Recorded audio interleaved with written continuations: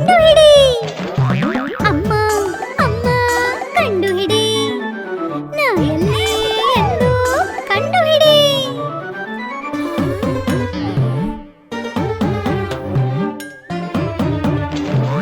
ಗೊರ ಗೊರ ಗೊರಕ್ಕೆ ಕೇಳಿ ನೀನು ಮಂಚದ ಮೇಲೆ ನೋಡಿದೆಯಾ? ಗಲಗಲ ಶಬ್ದ ಕೇಳಿ ನೀನು ಮಹಡಿಯ ಮೇಲೆ ನೋಡಿದೆಯಾ?